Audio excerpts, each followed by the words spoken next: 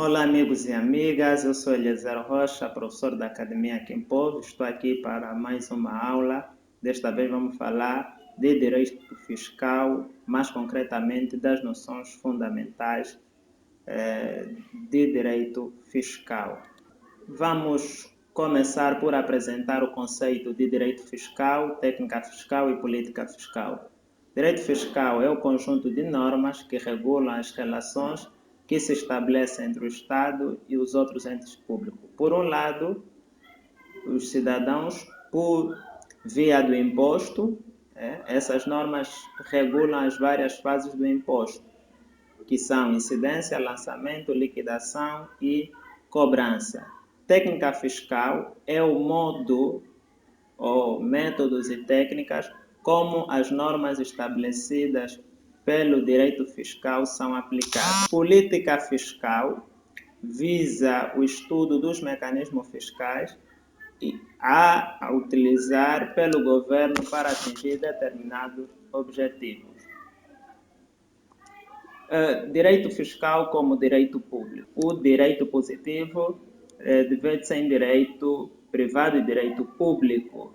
Neste caso, o direito fiscal configura um ramo de direito público, isso porque os interesses aqui tutelados são de natureza pública, ou seja, os interesses aqui do Estado sobrepõem aos interesses do particular. Vamos então ver relação do direito fiscal com direito internacional.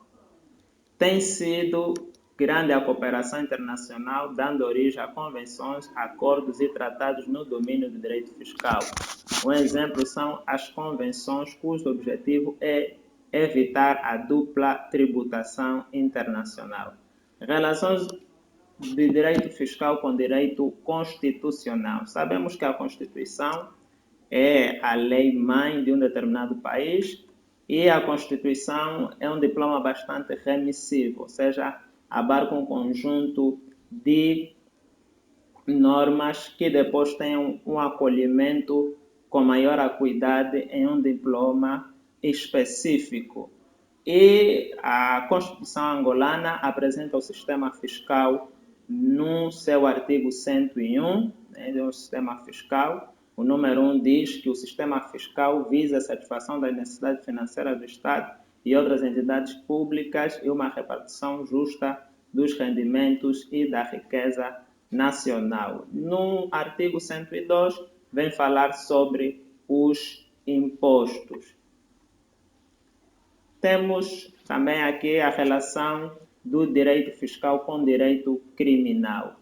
As normas fiscais impõem aos contribuintes e terceiros o cumprimento de certos deveres, como, por exemplo, a apresentação de declarações na repartição de finanças competentes, a não utilização dos livros de registro dentro do prazo de 10 anos. Temos isto aqui. Depois temos a relação com o direito privado. O direito fiscal tem uma grande relação com o direito privado. Estamos a falar aqui do direito civil e do direito comercial, pois muitas situações que regula têm por base entidades privadas. Estamos a falar da tributação que assenta em factos, atos e direitos patrimoniais. O direito fiscal também atribui por vezes a certos conceitos e situações uma relevância diferente da que as mesmas têm no direito privado, o que lhe dá a sua autonomia. Depois temos as fontes do direito fiscal, fontes que são a forma de revelação ou de surgimento, de aparição do direito. Como é que o direito fiscal aparece então? Primeiro, primeira fonte de direito temos a lei. O artigo 102 da Constituição angolana define que os impostos são criados por lei. Então, a primeira fonte do direito fiscal é a lei. Depois temos os regulamentos e temos também os tratados e convenções internacional. O artigo 14, no seu número 2 da Constituição angolana, diz que os tratados e acordos internacionais regularmente aprovados ou ratificados vigoram na ordem jurídica angolana após a sua publicação oficial e entrada em vigor na ordem jurídica internacional e enquanto vincular internacionalmente o Estado angolano. Interpretação da lei fiscal. Primeiro é importante definir que a interpretação visa a determinação do verdadeiro sentido e alcance da lei. Os princípios gerais da interpretação da lei são: quanto ao órgão, podemos encontrar interpretação autêntica doutrinal. Interpretação autêntica é aquela que emana do próprio órgão legislativo. Doutrinal procede dos tribunais ou da administração pública. Quanto aos elementos que o intérprete se serve, podemos aqui ver dois tipos de interpretação, que é a literal e a lógica. A literal acontece quando o intérprete tem apenas em consideração o texto, e a lógica quando o intérprete tem em consideração o que estaria na mente do legislador. Quanto à extensão, temos interpretação declarativa, restritiva e extensiva. Na interpretação declarativa, a letra do preceito está em concordância com o que o legislador teria em mente. Na restritiva, a letra da lei vai além do que o legislador teria em mente. Em extensiva, a letra da lei fica aquém do que estava na mente do legislador. Importa realçar ainda mais que, quanto à extensão, a interpretação pode ser declarativa, restritiva e extensiva. Declarativa, quando a letra da lei ou do preceito está em concordância com o que o legislador teria em mente. Restritiva, a letra da lei vai além do que o legislador teria em mente. E extensiva, quando a letra da lei fica aquém do que estava na mente do legislador. Aplicação da lei fiscal no tempo. Temos aqui o princípio da irretroatividade. Este princípio nos faz saber que a lei fiscal não se aplica à nova lei que altera os elementos essenciais do imposto, desde que a obrigação já tenha sido constituída em momento anterior ao aparecimento da lei. Aplica-se a nova lei ao processo administrativo desde que os elementos alterados não sejam essenciais.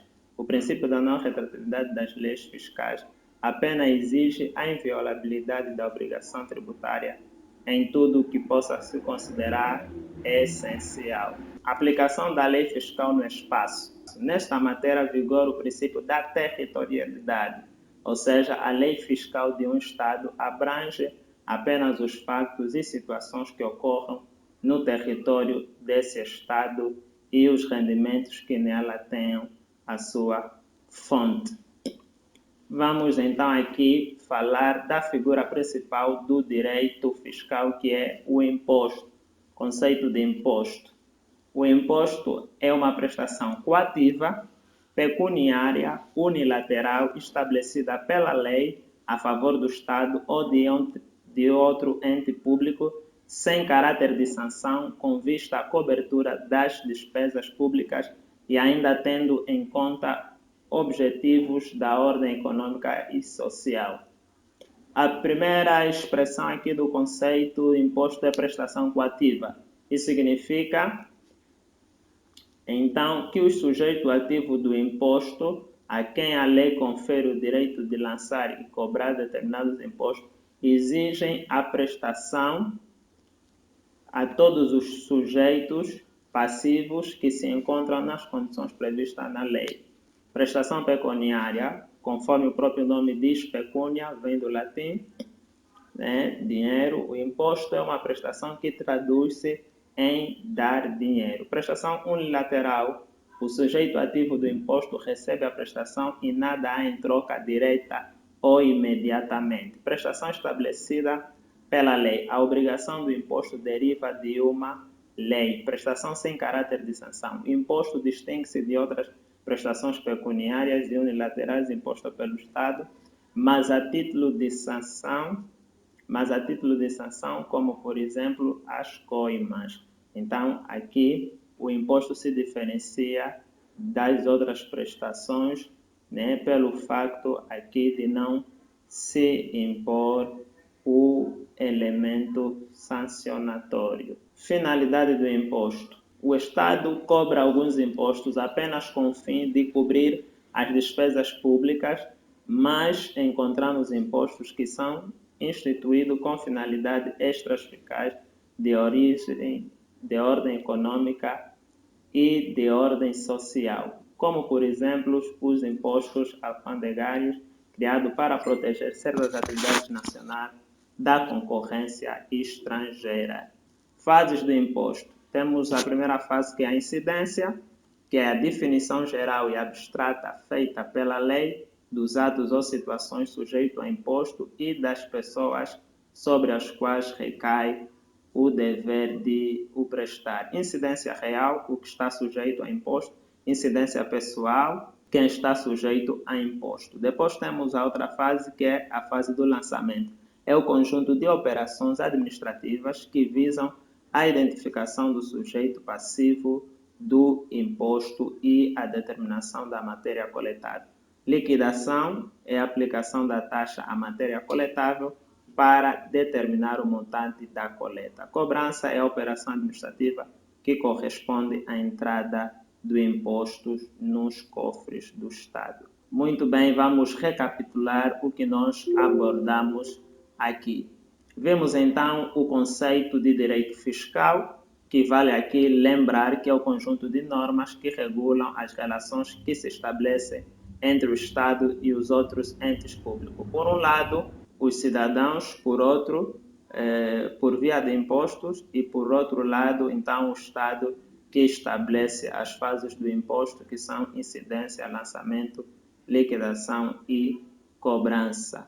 Paralelamente ao direito fiscal, temos técnica fiscal e política fiscal.